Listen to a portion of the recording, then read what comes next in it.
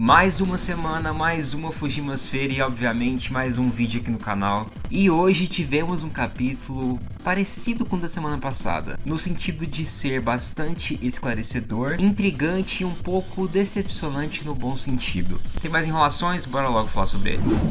O capítulo 212 recebeu o título de Muito Gente Boa. Logo aqui no início temos o desfecho daquela sequência constrangedora e também um tanto desconfortável. O Miri constata que o Denji finalmente entendeu, e dada a situação que o demônio da guerra está prestes a chegar, o Miri acaba explicando para o Denji que eles formaram 3 planos.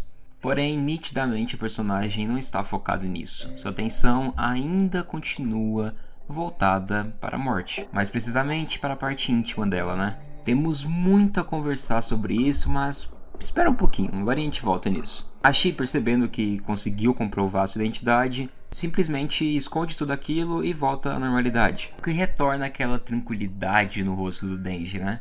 Galerinha, o poço do Denji é bem fundo. Enfim, a gente percebe que o Miri simplesmente falou todos os planos, mas nem nós, nem o Denji escutou eles. Olha que coisa legal, o destino da humanidade está na mão do Denji e ele não tem a menor ideia do que aconteceu ali. Só que ele simplesmente só concorda. Realmente não está tão interessado em toda essa complexidade, né? É sempre na simplicidade. Depois disso, o híbrido da espada simplesmente pede para o Denji ir para a enfermaria e descansar. E bom, é isso que ele faz, né? Aqui temos um momento muito intrigante e com toda certeza o melhor do capítulo. O protagonista começa a refletir sobre toda a sua nova realidade. Ele precisa fazer algo em relação a Asa e a Yoru, senão o mundo vai viver em uma eterna guerra, né? O problema é que ele não ouviu nada sobre os planos que ele precisa fazer. Mas afinal de contas, sua cabeça está no seu principal vício. Novamente, quando há um problema, é melhor se escorar nesse tipo de fuga, né? Quase que imediatamente o personagem apenas pensa em seus desejos carnais, revivendo memórias, né? Concluindo que talvez, como aquele lugar é muito tranquilo, possa se extravasar um pouco ali, né? Bora falar um pouquinho com umas palavras diferentes aqui.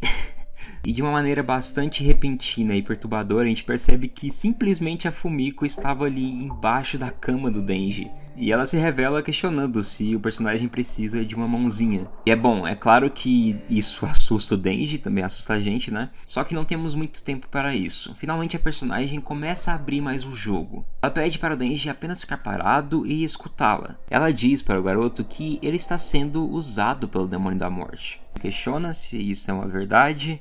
E ela convida ele a pensar um pouco mais. Ela levanta uma questão bastante importante. O que será que vai acontecer se o demônio da guerra for derrotado? Beleza, vocês vão prevenir uma guerra infinita. Porém, a profecia de Nostradamus ainda funcionará, ainda ocorrerá. E assim o demônio da morte simplesmente finalizará com a humanidade. Não importa o que a morte diga, no fim ela sempre ama a morte. Ela pode parecer tranquila, mas ela é muito pior do que se imagina. Novamente, munido dessa simplicidade, dessa falta de reflexão, Denji se escolhe em algo muito simples. A morte o carregou até ali, logo ela parece ser uma pessoa gente boa. Essa lógica até desanima um pouco a Fumiko, né? Mas ela tenta mostrar para o personagem que ele está errado. Ela relata que diversos amigos dela já morreram pelo demônio da morte, inclusive ela mesma. Bom, aqui o Fujimoto simplesmente nos revela o que de fato é a Fumiko, né? Desde que essa personagem apareceu na obra, ela carregava muito mistério. Fumiko, depois de um tempinho calada, revela que sim, ela está viva. Mas ela revela algo perturbador. Quando ela só tinha 14 anos, ela acabou fazendo um contrato com o demônio das infecções sexualmente transmissíveis. Com esse poder, basicamente qualquer humano que fizesse alguma relação com ela se transformaria em uma nova Fumiko, tanto fisicamente quanto mentalmente. Bom, a partir desse contrato, ela se espalhou por várias regiões do mundo. Com isso, ela tem pelo menos uma Fumiko em cada país do mundo. E mesmo que o número total de seus clones estejam sim diminuindo devido a vários incidentes, mesmo assim ela consegue ainda trocar informações relevantes. Bom, antes de continuarmos, né, bora parar aqui um pouco e refletir sobre toda essa informação aqui. Primeiro de tudo, faz total sentido existir esse demônio de DST. Pô, como funciona seu poder também é bastante interessante. por saber, né, o quanto que o Fujimoto ama cinema, isso aqui pra mim, nossa, na hora que eu li eu já lembrei de Corrente do Mal. E esse tipo de coisa só mostra pra gente o quanto que o universo de Chainsaw Man é rico. É muito interessante toda essa mitologia do Fujimoto. Se por um lado é rico e criativo, o universo também é bastante sujo e terrível. Bom, a Fumiko tendo relações com esse demônio com apenas 14 anos mostra um pouquinho disso. Eu não sei se o autor vai embarcar mais no background da personagem, mas assim, só pelo fato dela ter contrato com esse demônio justifica muito de sua personalidade e também me faz pensar mais sobre a sua origem. Quando olhamos para Fumiko, percebemos que muitos de seus atos estão relacionados com assédios e ou abusos. Bom, é só lembrarmos a forma que ela foi introduzida na obra. De certa maneira, relações sexuais aparecem para esse personagem como um escudo ou até mesmo uma forma de sobrevivência, principalmente na sua infância. E isso é irônico quando entendemos que ela carrega o contrato do demônio das DSTs, né? O que será que levou a ela fazer esse contrato? Eu só consigo imaginar que a infância, as origens da Fumiko foram terríveis, de verdade, tornando a sua visão muito deturpada, talvez. Afinal de contas, meio que resume a sua vida, a sua existência, a sua sobrevivência a atos carnais. E também imagina a confusão mental que deve ser viver compartilhando diversas memórias em diversos lugares diferentes. Por exemplo, sabemos que uma das Fumikos teve seus pais mortos sem a ajuda do Chainsaw Man, algo que foi relatado lá atrás pra gente. O que eu quero resumir aqui é que eu enxergo na Fumiko algo muito semelhante com o Denji, só que em níveis muito mais extremos. A vida da personagem se baseia muito em relações carnais, algo que desfigurou por completo a sua relação com o afeto, se tornando até mesmo uma colecionadora, né? Então eu vejo na personagem um reflexo de toda essa toxicidade em torno do tema. É claro que as origens, as raízes no vício de pornografia se mostram completamente diferente quando comparado ao Denji. Todavia eu vejo sim que o personagem pode chegar a esse mesmo nível. Então, eu acho muito incrível toda essa dualidade que o Fujimoto trouxe aqui do Denji e a Fumiko. Existem sim semelhanças com os dois, mesmo que tenham muitas divergências. Mas enfim, bora continuar que tem muito mais coisa pra falar. Fumiko revela que mesmo que o demônio da guerra não faça nada, conflitos e mais guerras vão continuar acontecendo por todo o mundo. Mesmo que o demônio da morte também não faça nada, as pessoas continuarão morrendo, vítimas de guerras e doenças. Ou seja, mesmo que os demônios não façam nada, a humanidade está lentamente caminhando para seu fim. Foi aquilo que a gente comentou, né, anteriormente. De que o Fujimoto fez os Estados Unidos recriando a bomba nuclear, ele evidenciou toda a sua questão aqui. A humanidade sempre vai caminhar para o seu próprio fim. A sina dela é a autodestruição. Porém, se o Denji se juntar com o demônio da guerra e comer o demônio da morte, a humanidade viverá eternamente. Independente se a Ioro vai começar uma guerra infinita, isso não será um problema, pois afinal de contas, já há guerra por todos os cantos. Bom, essa visão pessimista é um tanto realista mesmo, né? Parece que não há saída. E o Denji meio que está começando a entender isso. Que a Fumiko evidencia tudo que a gente já tinha comentado também. Ela pergunta se o Denji entende porque ele ainda não foi transformado em uma arma. Pois afinal de contas, mais cedo, quando ele morreu, a Ioro poderia ter se aproveitado e tê-lo transformado em uma arma. Mas ela não fez isso, pois simplesmente ela ama o Denji. Uma corrigida aqui, eu acho que sim, a Ioro ama o Denji, mas o mais importante é que a Asa ama o Denji. E esse sentimento chegou até a guerra. Pois vimos que a guerra lembrou que seu verdadeiro amor era os Estados Unidos, né? E colocando todas as cartas na mesa, a Fumiko conclui, deixando claro que mesmo num mundo sem morte, com toda certeza o Denji poderá ter uma vida feliz com o demônio da guerra. E cacete, né, velho? É foda ver que a felicidade é prometida para o Denji em uma circunstância tão aversiva, tão drástica, quase que uma desistência, né? A felicidade não é encontrada nesse mundo, apenas em um mundo completamente diferente e conflituoso. Mesmo assim, para uma pessoa tão quebrada, aquilo é muito satisfatório de se ouvir. Rico diz que quando esse momento acontecer, para que o Denji peça para a guerra ter misericórdia da Fumiko. Olha só, uma pessoa egoísta incentivando uma outra pessoa egoísta, né?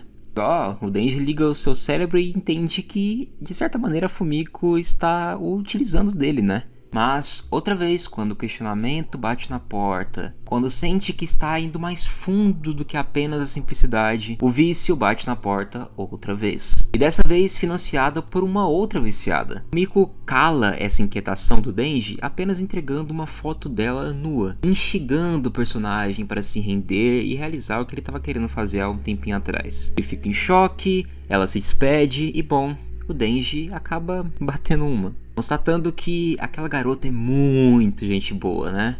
E assim o capítulo se encerra. Vou dizer que ele foi sensacional. Principalmente é muito disso, de trazer mais camadas em torno de bizarrices e desconforto. Pô, acho que o Fujimoto fez muito bem aqui. Primeiro de tudo, eu queria muito comentar sobre o paralelo que o autor fez aqui nesses dois últimos capítulos com tudo que envolveu o arco da Haze e a escola. Esse cenário aqui já é um tanto conhecido pela gente. No arco da Haze, Denji e Haze visitam a escola e também há muita chuva em determinado momento. E aqui temos uma nova visita à escola com uma nova chuva muito intensa, só que há uma diferença gritante de tom. Na primeira vez, Denji visita a escola, energia, vívido, querendo ter uma vida normal, querendo experienciar coisas que ele nunca experienciou. Haze mostra para o garoto um outro lado da moeda. O rato do campo tá querendo ser um rato da cidade. A inocência traz encantamento por coisas muito simples e banais. Algo que é muito justificado pelas suas origens, nós sabemos já disso. Mas no meio de toda essa salada, existe sim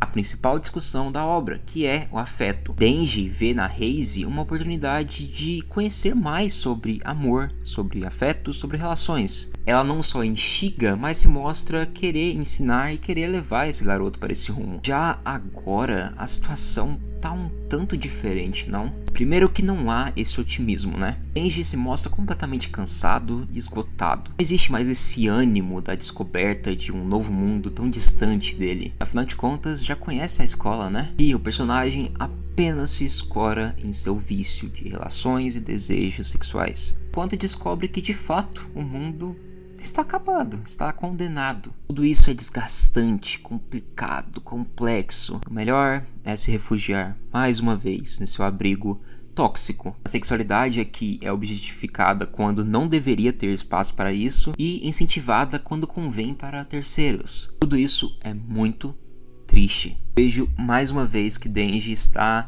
se assemelhando com a situação que ele estava no final da parte 1. Depois de entender que de fato nem o Chainsaw Man, nem a sua melhor versão é isento de erros, afinal de contas o Chainsaw Man acabou fazendo a pior coisa com os outros, mesmo sofrendo essa mesma dor, o personagem está um tanto sem rumo. Sabe de seus vícios, sabe de todos os seus erros, mas entende que não consegue mudar, então tudo bem, vai se agarrar a isso, ele precisa se agarrar a isso. Não quer pensar, não quer confrontar seus problemas. Muito mais maturo do que antigamente, porém continua em seu ciclo vicioso. O mais interessante é que todo esse ciclo de toxicidade se relaciona diretamente com a Makima. Makima enxergou essa simplicidade de um adolescente, a qual não sabia de nada desse mundo, só queria um afeto, um abraço. Ela, sendo o demônio do controle, obviamente, conhece muito bem o quanto o amor, as relações amorosas também podem se relacionar com poder, controle. Então ela instiga Denji a acreditar que a sua vida é resumida a esses desejos. Ela de certa maneira o incentiva, o ensina a viver assim. Ela validou todos esses desejos do Denji, e isso foi muito perigoso. O personagem já conseguiu lidar um pouco mais acerca do seu luto, beleza, ótimo. Ainda precisa encarar e enfrentar as raízes de seus problemas. Porém não parece ser a hora disso, né? Não há mental, não há mais sustento para isso. Ainda precisa de seu vício. De verdade, que capítulo sensacional. Lembro que o PH, que é um cara que mal conheceu o Chainsaw Man, disse em um de seus vídeos que quando ele analisa Chainsaw Man, ele entende que ele precisa analisar o episódio de agora e o que vai acontecer daqui próxima semana. Vou parar de pegar as reflexões que o episódio me dá e vou começar a misturar as reflexões que eu acho que o próximo episódio vai me dar. Porque, de novo, o episódio da vez só é completo com o próximo. E isso é deslumbrante, fascinante. Me deixa moído para toda terça-feira esperar um episódio novo de Chainsaw Man. Bom, eu sinto que isso é um belo resumo da escrita do Fujimoto. Coisas vão se completando. Eu queria muito ver o que iria acontecer nesse capítulo justamente para ter uma conclusão maior em torno do Denji. E bom, realmente a decisão do fogo aparentemente vai ser entre Yoru e Morte, entre o mundo como a gente conhecia ou um novo mundo completamente caótico, mas eu também acho que isso escora em coisas mais sutis, como essa própria ideia da sexualidade do personagem, de seus vícios. Ele realmente vai continuar nessa estrada, pois querendo ou não, isso é um dos principais fatores de suas decisões. Estou muito curioso para que rumo essa história vai ir. Realmente, igual eu falei, a Morte é sagaz, ela esconde muita coisa, não dá pra gente confiar cegamente nela. Mas também a Yoru se mostrou uma pessoa um tanto diferente do Denji, no sentido de empatia mesmo. O personagem possui sim um lado mais humano. Então o mais correto é ele destruir esse lado humano e viver realmente como um demônio e pronto. É isso, e tentar encontrar sua felicidade a partir disso. Triste, é muito triste perceber que essa pode ser sim a resposta. O mundo tá ao caos e meu Deus, é realmente muito pessimista e se encaixa perfeitamente com a escrita do Fujimoto. Tanto que os principais pilares de apoio que o Denji pode ter nessa reta final vai ser sim o demônio do sangue e também a Reise se ela voltar. As respostas desse personagem precisa se escorar em aprendizados de seu passado. Nossa, eu falei de coisa demais, ainda tem muita coisa pra falar, misericórdia. Bom, preciso finalizar esse vídeo por aqui, né? Eu só vou falar que já anunciaram a próxima capa de Chainsaw Man e tá muito bonita. Também quero pedir pra vocês não se esquecerem de comentar, compartilhar, avaliar e hypar o vídeo. Isso ajuda imensamente, de verdade. Nessa quinta-feira já estou de volta em casa com meu setup bonitinho, então teremos mais lives, mais vídeos, podem ficar despreocupados. Quero agradecer muito ao Rui, que veio me ajudando muito nesses dias que eu tô longe do meu setup, ele tem me ajudado muito na edição. Quero agradecer imensamente os membros que ajudam muito diretamente esse projeto, inclusive agora possuem seus selos novos, feitos pelo Gigi, que ficaram muito fofos, muito bonitos, muito obrigado. Também quero mandar um salve, um feliz aniversário pro Shawn, que lá no Insta me falou que hoje é aniversário dele e que o presente dele seria esse vídeo, então muita felicidade, muita coisa boa, feliz aniversário, irmão, aproveita aí. Vejo vocês na próxima e até logo. Nossa, eu falei coisa demais hoje. E até sábado, na realidade. Falou.